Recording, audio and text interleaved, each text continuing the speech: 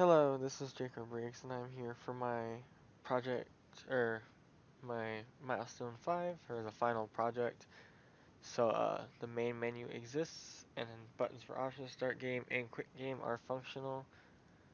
Okay, so let me start up my build of the game. Um, we have a start button right here, a quit button right here, and my options menu is just right here on the main menu. I actually have it working now, so you can adjust volume, and you can select this or unselect it. Let's see if I make this loud right now, and I make it quiet. Uh, the quit button is functional. I should have probably left my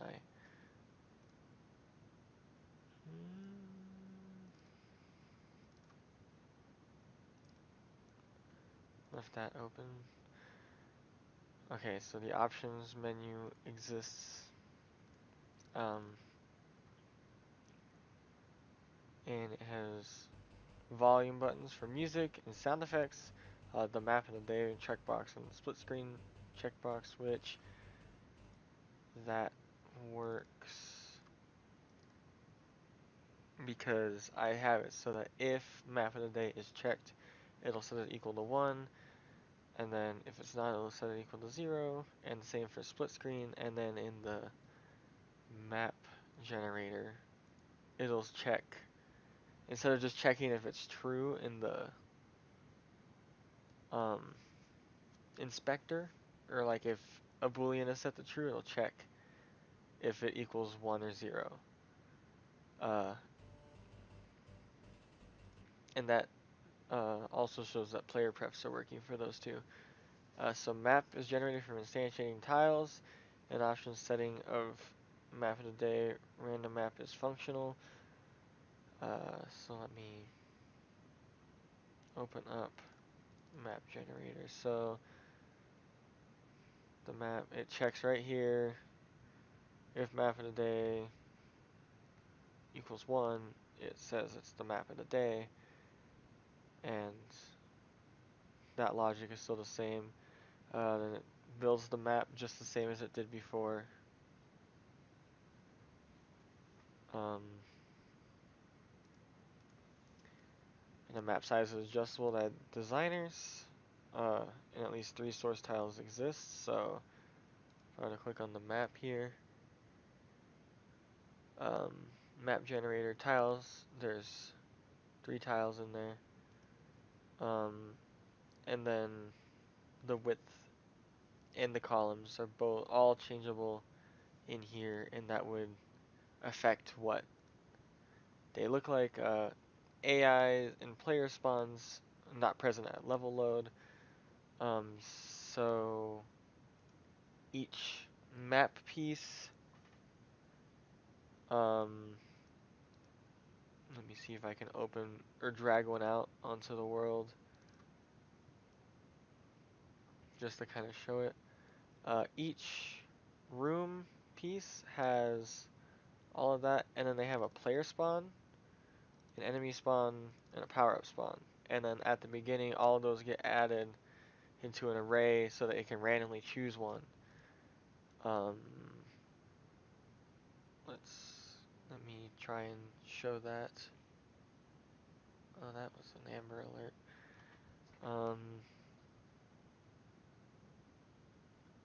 Right, I lost my train of thought. So player spawns. It goes through and it gets all of them their player spawn and it adds them into a thing, and then later it chooses a random one from that list. Uh, and then the same for AIs. 2-player mode utilizes different controls for each player, and split screen key player data is tracked for each player. So if I were to make sure that split screen is checked and I click start, uh, so I'm using WASD, uh, and then space to shoot, and then arrow keys to move this one, uh, and shift to shoot. And let me see if I can, if I had to get killed or kill this guy. My new AI type that I added in.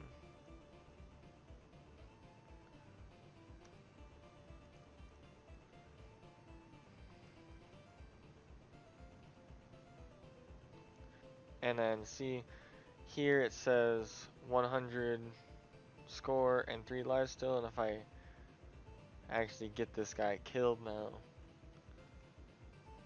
um, I know the hunter AI is tracking the second player down right now. It's just a matter of where he is.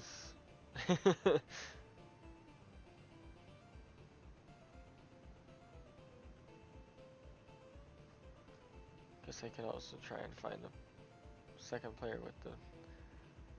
with this tank. Ah, there's the.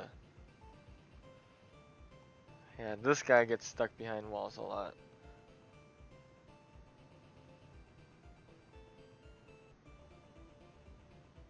Uh.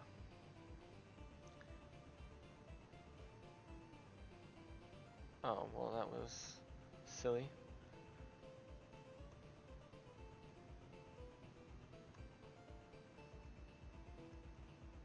Yeah, and then takes away from his lives and not this player's.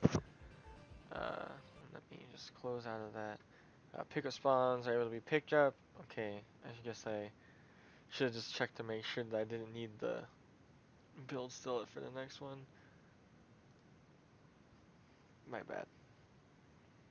Uh, this one I'll just show that I can also play in one player mode. And let me wait for some power-ups to spawn in. So there's a power-up right here. And any tank, if they were to run over it, they can grab it. And then, I think it's, yeah.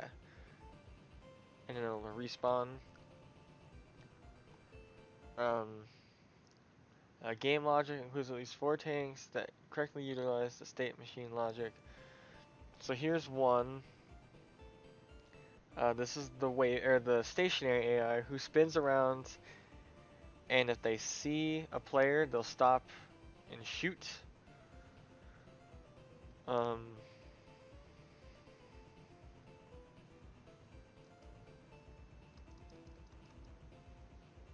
Guess I should turn the sound effects up for the next time I start this up.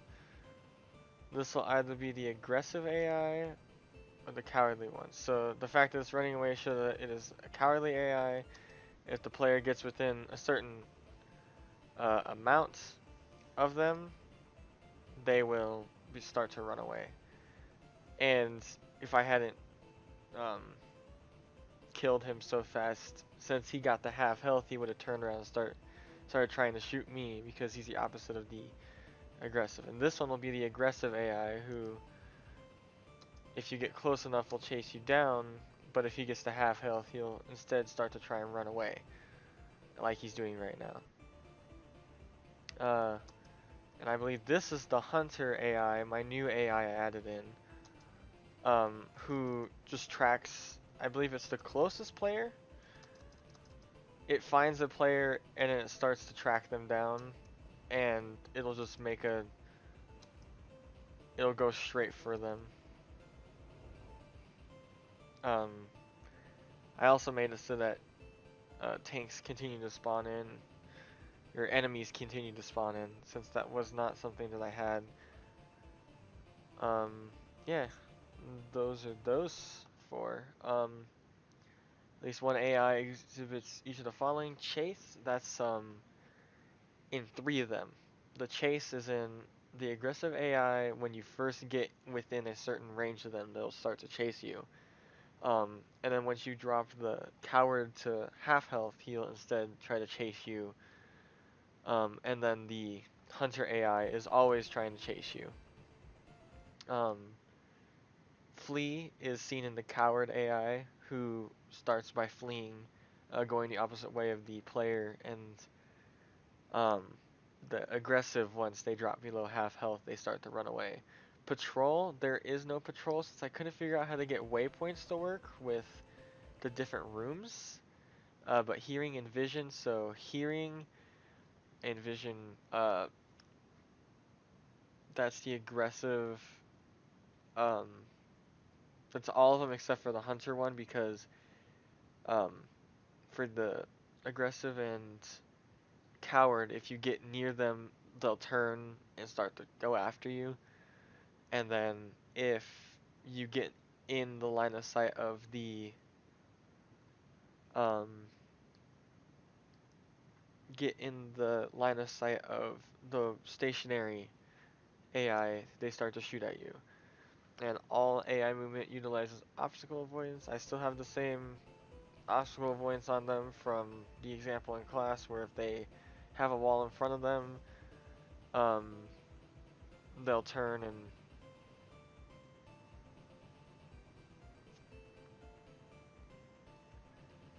uh, just make sure that's not in there. Or they'll turn a little bit and uh, attempt to keep going forward again.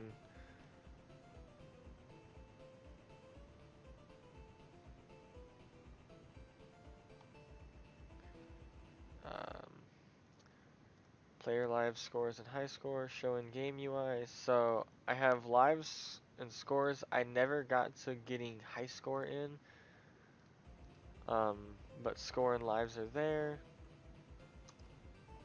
And allow me to quit out of this again, so that I can show 2 players again.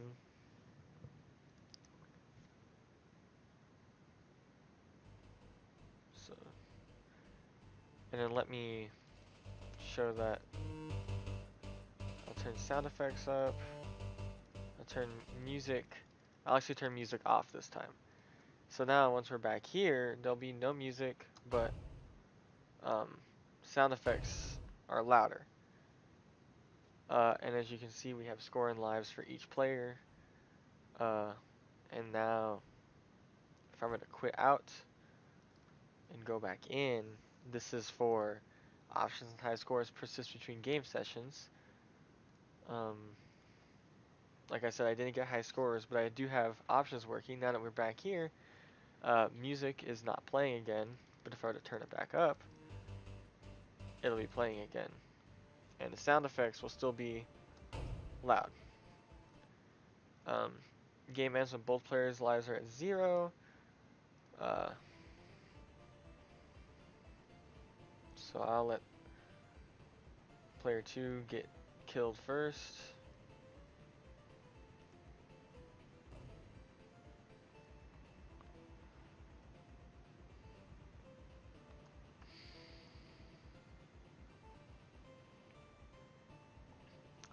This will be a little bit. I don't want to grab the health pickup. Let's make things take longer.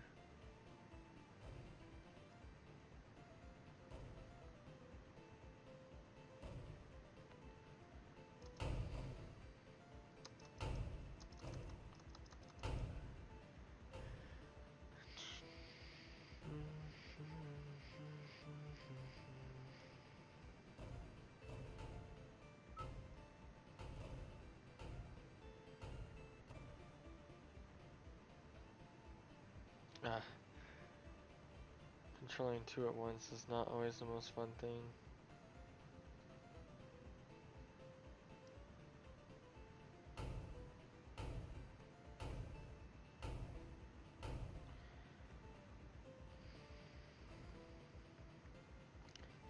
Come on, line up your shot. Okay, here we go.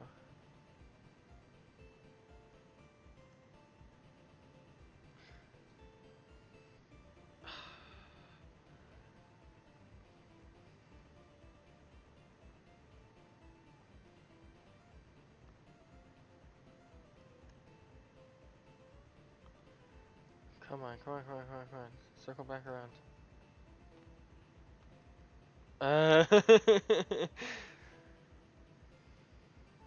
This guy's being difficult.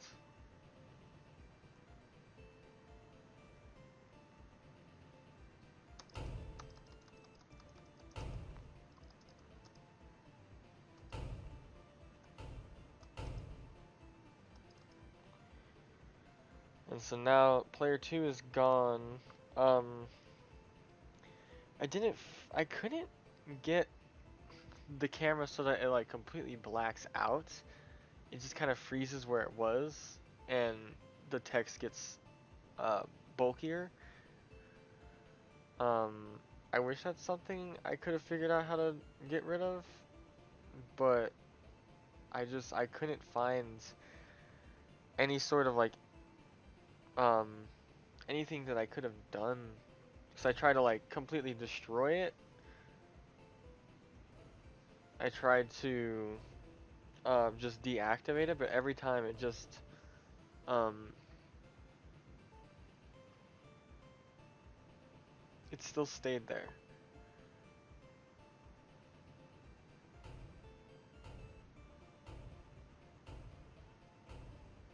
And then when they die, you get taken to this menu where you can either click main menu or replay. Main menu will take you back here. Replay will just restart the game.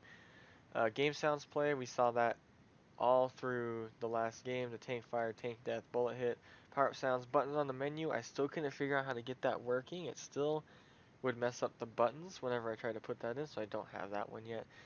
Game manager exists as singleton, allows easy access to list of player tank data components, an updated list of enemy tanks. So yeah, the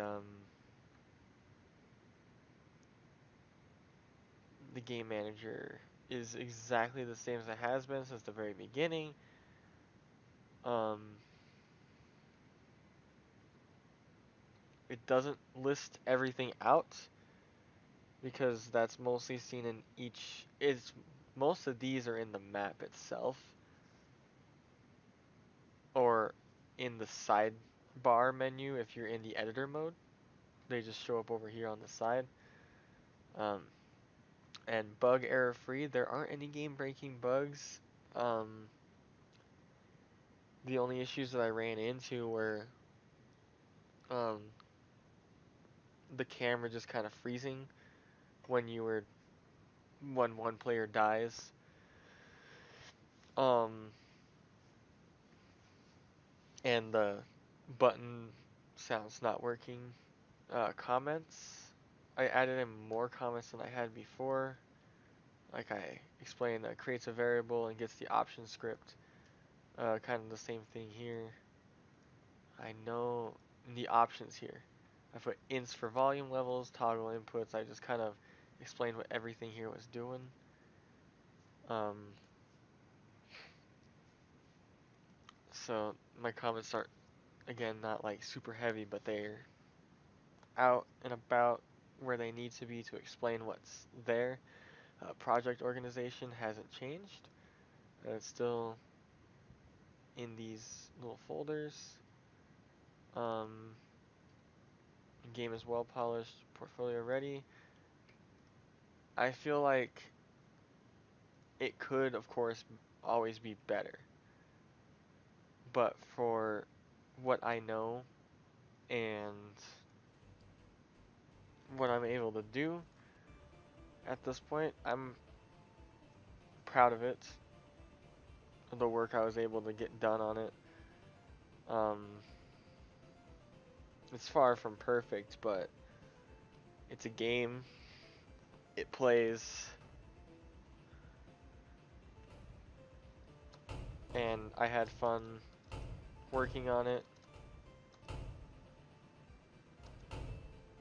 I have fun messing around in it.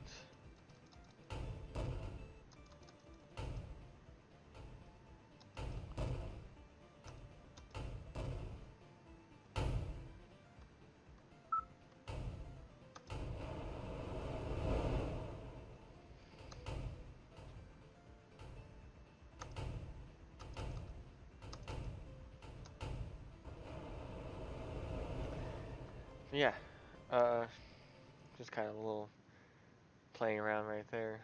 But yeah, that's my final project. Thank you.